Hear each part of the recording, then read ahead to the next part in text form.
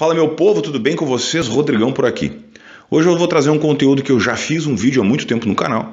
Eu já tinha vontade de trazer esse conteúdo de novo, mas eu resolvi antecipar um pouco isso porque saiu o trailer na semana passada do remake que vão fazer do filme de 94. Como eu falei também na semana passada sobre os filmes que estão completando 30 anos e ele era o primeiro da lista, resolvi juntar tudo isso e fazer um conteúdo novo para vocês, ok? Então, não se esqueçam de se inscrever no canal da Joinha e compartilhar o vídeo. Aqui embaixo links úteis para a loja de camisetas.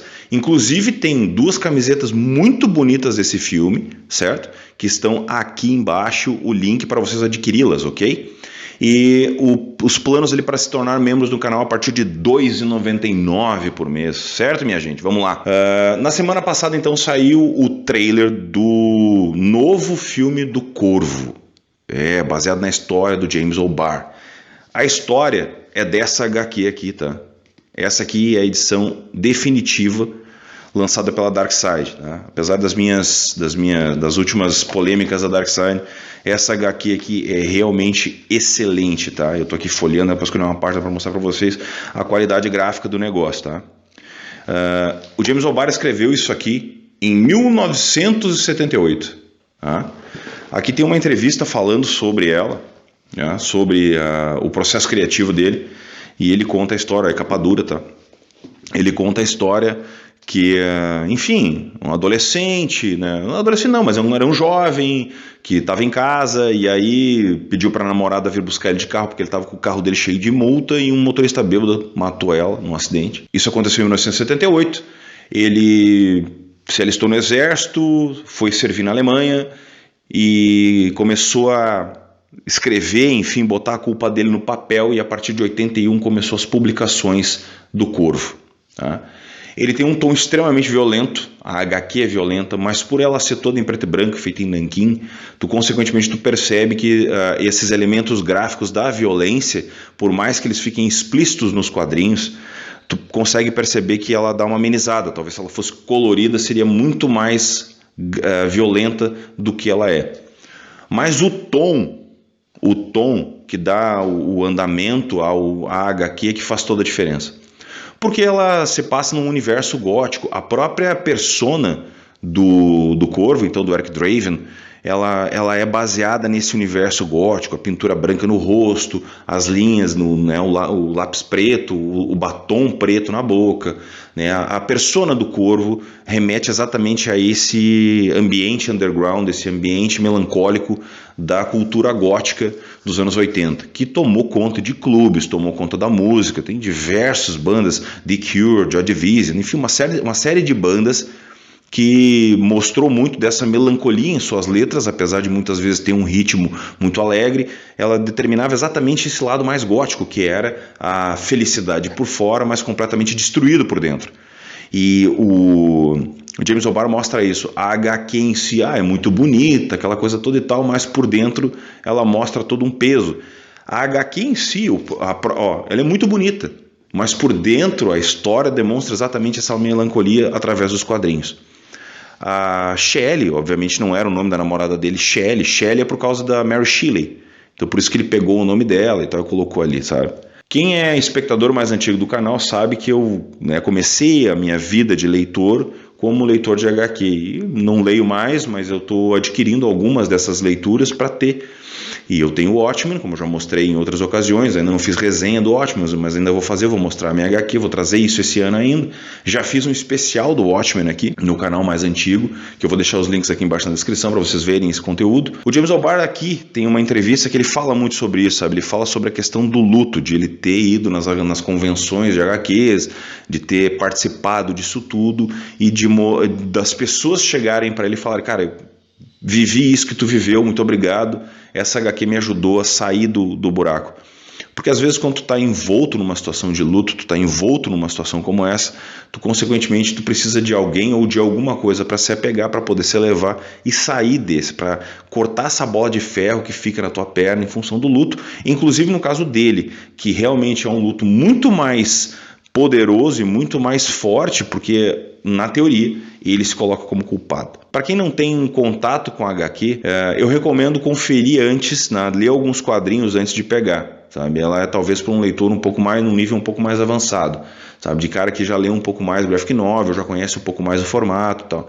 Para leitores iniciantes, não recomendo, porque você pode não pegar essa profundidade da história através do rabisco do James O'Barr. Mas, se você já é um leitor e está acostumado com quadrinho, pode ir sem medo, pode pegar para ler que não tem problema nenhum. É excelente, excelente. E o Corvo teve adaptações cinematográficas, tá? A mais famosa é a de 94 com o Brandon Lee. Essa adaptação ainda foi envolta numa série de problemas, porque o Brandon Lee morreu, né? Ele foi assassinado não, mas ele morreu num acidente durante as filmagens, onde ao invés de ter uma bala de festim, tinha uma bala de verdade, ele acabou morrendo. O Brandon Lee na época estava numa ascensão, e quem viveu aquela época do cinema percebe, né, o quanto os fãs ficaram assustados com aquilo. Tanto que muita gente falou que esse personagem, que essa história, esse personagem, na época se falava isso, sabe? Eram amaldiçoados, era uma série de coisas. Na verdade, foi, enfim, um grande azar. E ele acabou falecendo, mas as filmagens terminaram e o filme acabou se tornando um filme cult. O que é um filme cult, Rodrigo? O filme cult é aquele filme que num primeiro momento não faz muita bilheteria, né? Mas ele consegue agregar uma legião de fãs que vai acompanhar aquele filme por muito tempo. Vai olhar de novo, vai comprar HQ, vai elogiar, vai ter pôster, vai ter camiseta, vai ter uma série de coisas correlacionadas ao filme, justamente por ele ter essa questão. As principais diferenças dessa HQ pro filme são os personagens secundários, porque existe uma diferença cabal ali entre apesar dos nomes serem os mesmos, mas a personalidade dele, sabe? Eu achei ela na HQ menos caricata do que no filme, sabe? Os atores não eram muito bons.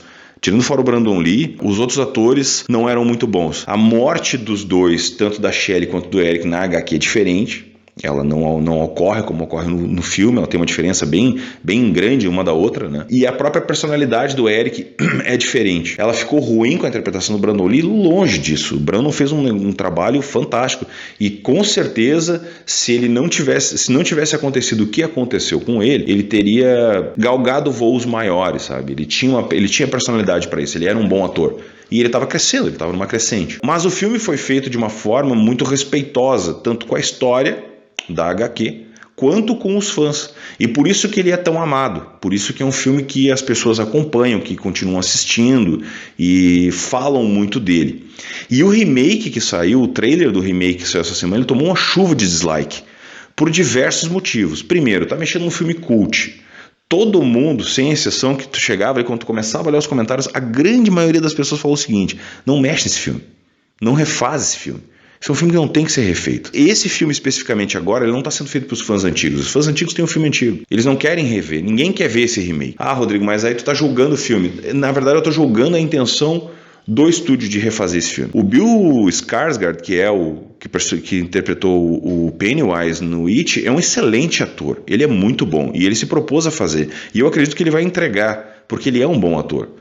Mas aqui nós não estamos discutindo a capacidade do ator de fazer, a gente está discutindo por que fazer. Porque não tem por que fazer isso. É como se tu pegasse agora e refilmasse o De Volta para o Futuro. Não tem por quê. Para quê?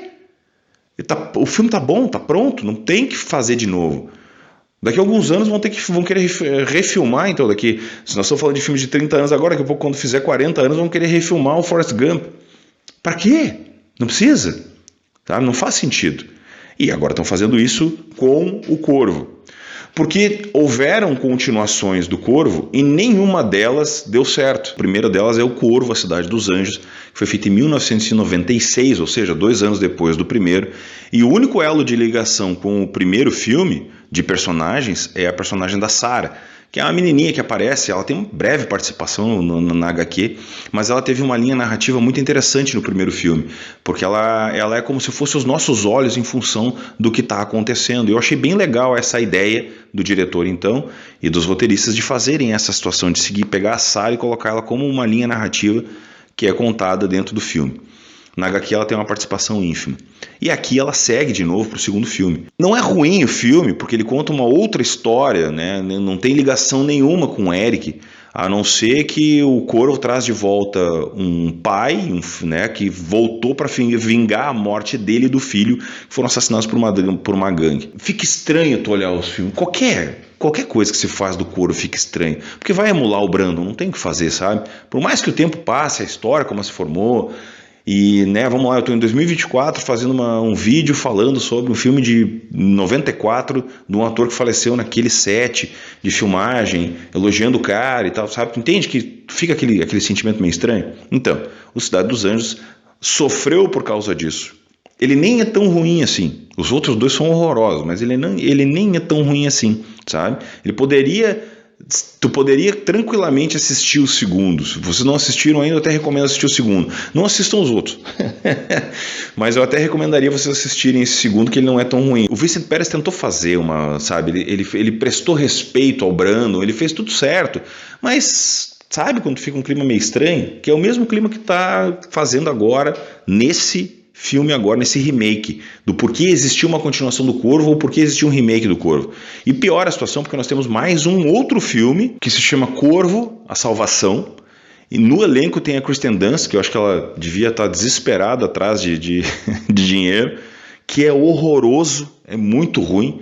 Nesse aqui, a namorada do cara é morta, o cara é acusado que matou ela, e aí depois de passar pela cadeira elétrica, ele acaba voltando para vingar então a morte dele e a morte dela com as coisas que realmente aconteceram. Então, quer dizer, cara, esse é muito ruim, esse não vale a pena assistir, sabe? Foi lançado em 2000, já tem 24 anos o negócio, cara, ele é muito ruim, não vale a pena assistir mesmo, tá? O outro é pior ainda, tá? Porque o outro realmente, eu não sei por que fizeram. Ele foi feito em 2005 e ele se chama Corvo, The Wicked Prayer, ou Corvo, A Vingança, ou Corvo, enfim, Corvo, alguma coisa. É horroroso. Ele conta a história, então, de um casal que iria embora de uma cidade do interior, não sei o quê, e aí eles são mortos, e aí o cara volta para se vingar. Nesse aqui tem o Edward Furlong. O Edward Furlong foi um ator que ele fez o Exterminador do Futuro 2 e ele fez também a Outra História Americana. Em ambos os filmes ele está excelente, ele era um cara muito promissor, mas por qualquer motivo que seja, o cara se perdeu e hoje é um pastiche, ele não conseguiu nem voltar para filmagem do novo Exterminador, aquela porcaria do Exterminador novo lá, porque não rolou, o cara tá completamente perdido. Enfim, esse aí eu nem recomendo olhar. Tem uma outra série também que aparece, mas a série, eu nem olhei a série, então eu nem vou citar aqui, porque acho que nem vale a pena olhar, sabe? O que vocês precisam ver, que realmente vale a pena, é a HQ, que ela é imprescindível ler a HQ, tá? É imprescindível tomar conhecimento desse material, ver as gravuras que o O'Barr fez, porque se vocês olharem aqui atrás, são reais obras de arte que esse cara criou. Olha isso aqui. Então ele criou umas obras de arte que são, sabe, o que ele fez e a forma como ele mostra isso aqui dentro da HQ, sabe? E essa versão aqui tem entrevistas, tem pós-fácios. Eu estou procurando aqui umas gravuras coloridas que tem aqui no final. Olha isso aqui. Olha a qualidade desse desenho. Esse cara é um artista, é um gênio da arte. E ele vai mostrando muito bem isso, sabe? Olha aqui, ó. Essas aqui são imagens que estão somente só tem nessa HQ. Só mostra aqui. Isso aqui é muito legal. Isso aqui é muito bom. É um material muito bonito. Vale a pena. Eu acho que eu já reli ela umas 2, 3 vezes. Vi o filme centenas de vezes. O filme é muito bom. E com relação ao remake, é aquilo, né? As gerações novas estão vendo filmes, elas se recusam a assistir filmes antigos, sabe-se lá Deus por quê. Elas realmente não querem assistir os filmes que já foram feitos. Então os estúdios, para ganhar uma grana, têm que refazer conteúdos que já foram feitos uma vez, o que não faz sentido algum. E poderiam remasterizar, se fosse o caso, relançar, fazer uma edição de 30 anos, né? Recolocar no cinema. Tá aí uma dica, peguem filmes antigos, remasterizem eles e relancem no cinema os filmes antigos para as pessoas assistirem de novo, sabe? Os fãs antigos vão olhar, principalmente filme cult, os fãs antigos vão olhar, os novos podem se dar o luxo de ir lá e conferir, corrijam algumas falhas que tem, tudo, né, com computação, e quando tu vê, tu tem um excelente material que já foi feito, vai gastar muito menos e vai agradar tanto a quem vai no cinema quanto a quem já assistiu esses conteúdos, porque refazer tudo, como é o caso. De novo, eu não estou nem julgando se o filme vai ser bom ou se vai ser ruim, mas ele vai ter comparações inevitáveis contigo. Não tem como tu fugir disso. E se tu fizer ele igual a HQ, ele vai ficar muito próximo daquilo lá, porque aquilo lá foi fiel ao HQ. Então, quer dizer, não faz sentido. Não faz sentido. Certo?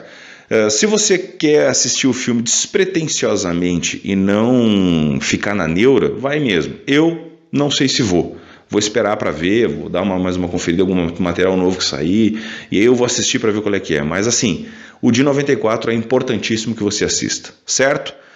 Aos novos no canal, sejam muito bem-vindos, muito obrigado pela audiência, continuem conferindo os conteúdos, não se esqueçam de dar o like, se inscrever e dar o joinha se você caiu aqui de paraquedas, e aqui embaixo links úteis para se tornar membro e as lojas de camiseta. Forte abraço a todos, muito obrigado pela audiência, até o próximo.